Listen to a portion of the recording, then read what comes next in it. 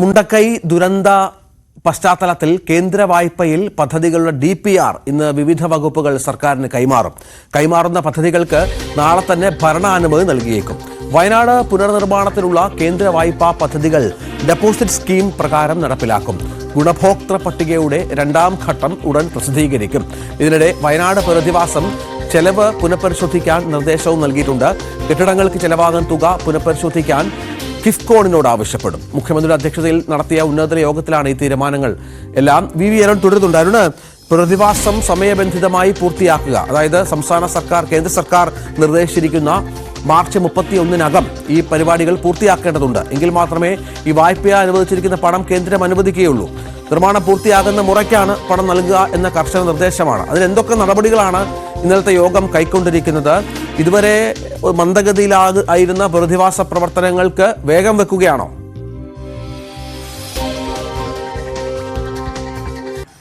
ഭൂമി ഏറ്റെടുക്കൽ ആണ് ഏറ്റവും പ്രധാനപ്പെട്ട വിഷയം. അവിടെ അതിനുള്ള നടപടികളാണ് സർക്കാർ ത്വരിതപ്പെടുത്തുന്നത്. ഭൂമി ഏറ്റെടുത്തു കഴിഞ്ഞാൽ ഈ വർഷം 2025 തന്നെ വയനാട് ടൗൺഷിപ്പ് നിർമ്മാണം പൂർത്തിയാക്കാമെന്നാണ് സർക്കാരിന്റെ പ്രതീക്ഷ. അതിനുള്ള നടപടികളാണ്, അവലോകനമാണ് കൃത്യമായ ഇടവേളകളിൽ ചേരുന്നത്. ചീഫ് സെക്രട്ടറി അധ്യക്ഷയായി ഒരു സമിതിയെ ഇന്നലെ സർക്കാർ നിയോഗിച്ചിരുന്നു. അതിനുശേഷമാണ് മുഖ്യമന്ത്രിയുടെ നേതൃത്വത്തിൽ ഈ അവലോകന യോഗം ചേർന്നത്. അതിലാണ് വളരെ പ്രധാനപ്പെട്ട തീരുമാനങ്ങളിലേക്ക് സർക്കാർ പോകുന്നത്.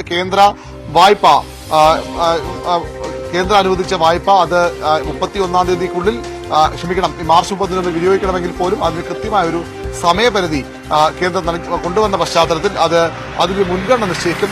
16 പദ്ധതികളിലായാണ് കേന്ദ്രം പണം അനുവദിച്ചത്. അത് ഏത് തരത്തിൽ വിനിയോഗിക്കാമെന്നതിന്റെ ചർച്ചകളാണ് പ്രധാനമായും ഇന്നലെ നടന്നത്. കേന്ദ്രത്തോട് സമയം നീട്ടി ചോദിക്കാൻ സംസ്ഥാനം ആവശ്യപ്പെട്ടു. അതിനപ്പുറത്തേക്ക് ഈ ഗുണഭോക്തൃ പട്ടികയുടെ 2ാം ഘട്ടം ഉടൻ പ്രസിദ്ധീകരിക്കും. ആദ്യം പൂർണ്ണമായും ഈ വീട് നഷ്ടപ്പെട്ട ആളുകളെയാണ് ആദ്യഘട്ട പട്ടികയിൽ ഉൾപ്പെടുത്തിയത്. പിന്നീട് വീട് അവിടെ ഉണ്ട്, പക്ഷേ അവിടെ താമസിക്കാൻ കഴിയില്ല.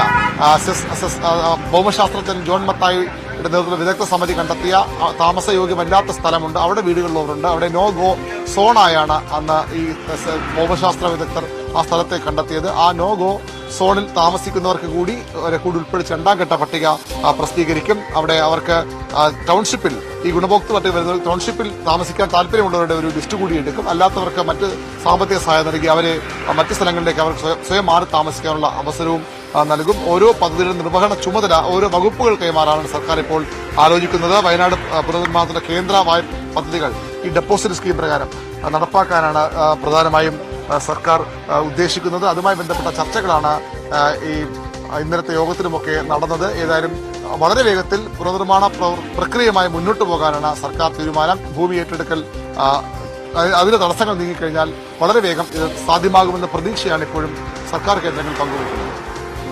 ഒപ്പം ഈ ചെലവുകൾ കുറയ്ക്കുക എന്നുള്ളത് വളരെ പ്രധാനമാണല്ലോ. നേരത്തെയും ഇതുമായി ബന്ധപ്പെട്ട അരുണ് ചില ആശങ്കകൾ ഉയർന്നിരുന്നു. കാരണം കെട്ടിട നിർമ്മാണത്തിനടക്കം ഉള്ള ചിലവുകൾ വർധനവുണ്ട്. അത് പുനഃപരിശോധിക്കണമെന്ന് മുഖ്യമന്ത്രി കിഫ്കോണോട് ആവശ്യപ്പെട്ട പശ്ചാത്തലമുണ്ട്. അത് ഈ സന്നദ്ധ സംഘടനകൾ വീട് നിർമ്മിക്കാമെന്ന് പറഞ്ഞിരുന്ന വാഗ്ദാനം നൽകിയ സംഘടനകൾ പോലും ചൂണ്ടിക്കാട്ടിയ പ്രശ്നമാണ്. അതിലും ഒരു തീരുമാനം ഉണ്ടാകുന്നു എന്നുള്ളതാണോ? തീർച്ചയായിട്ടും 15 ലക്ഷം രൂപയൊക്കെ ആയിരുന്നു ഒരു വീടിന് ഈ സ്പോൺസർമാർ ആദ്യം കണക്ക് കൂട്ടിയിരുന്ന തുക. അത് 20 ലക്ഷം വരെ ആകാമെന്ന് പറയും. പക്ഷേ കിഫ്കോൺ സമർപ്പിച്ച വിശദമായ പദ്ധതി റിപ്പോർട്ടിൽ അത് 33 ലക്ഷം രൂപ, പിന്നീട് GST ഉൾപ്പെടെ 33 ലക്ഷം രൂപയോളം ആകുമെന്നാണ് പറഞ്ഞത്. അന്ന് ഈ മുസ്ലിം ലീഗ് അടക്കമുള്ള സ്പോൺസർമാർ, അതായത് 50 വീടിന് മുകളിൽ സ്പോൺസർ ഡിവൈഎഫ്ഐയും മുസ്ലിം ലീഗും അടക്കമുള്ള രാഷ്ട്രീയ യുവജന സംഘടനകൾ ഇത് തുക കൂടിപ്പോയി. പ്രതിപക്ഷ നേതാവും അത്ര ഒരു വിമർശനം അന്ന് സംശയം പ്രകടിപ്പിച്ചു. ഇത് 33 ലക്ഷം എന്നൊക്കെ പറയുമ്പോൾ അത് വലിയ തുകയാണ്, അത് സാധ്യമാകുമോ, അത്രയും തുക വേണ്ടിവരുമോ എന്ന സംശയം പ്രകടിപ്പിച്ചിരുന്നു. അന്ന് മുഖ്യമന്ത്രി അതിനെ ന്യായീകരിക്കുകയാണ് ചെയ്തത്. അത്രയും വേണ്ടിവരുമെന്നൊരു കണക്കാണ് നൽകുന്നത്, പിന്നീട് പരിശോധിക്കാമെന്ന് പറഞ്ഞു. ഇന്നലത്തെ യോഗത്തിൽ മുഖ്യമന്ത്രി കിഫ്കോണിനോട് ആ തുകയിൽ കുറവ് വരുത്താനാകുമോ എന്ന് പരിശോധിക്കാൻ നിർദ്ദേശം വളരെ പ്രധാനപ്പെട്ട നീക്കമാണ്. കാരണം ഈ തുക കൂടിയത് കൊണ്ട് തന്നെ ആരെങ്കിലും ഇത് പിന്മാറിയാലോ അല്ലെങ്കിൽ ഈ നിർമ്മിക്കുന്ന വീടുകളുടെ യൂണിറ്റുകളുടെ എണ്ണം കുറഞ്ഞാലോ സർക്കാരിന് അത് അധിക ബാധ്യതയാണ്. അതുകൊണ്ട് തന്നെ പരമാവധി ചെലവ് കുറയ്ക്കാൻ, ഏതൊക്കെ രീതിയിൽ ചെലവ് കുറയ്ക്കാനാകുമെന്നൊരു പ്രപ്പോസൽ സമർപ്പിക്കാനാണ് കിഫ്കോണിനോട് ഇന്നലെ മുഖ്യമന്ത്രി നിർദ്ദേശിച്ചത്.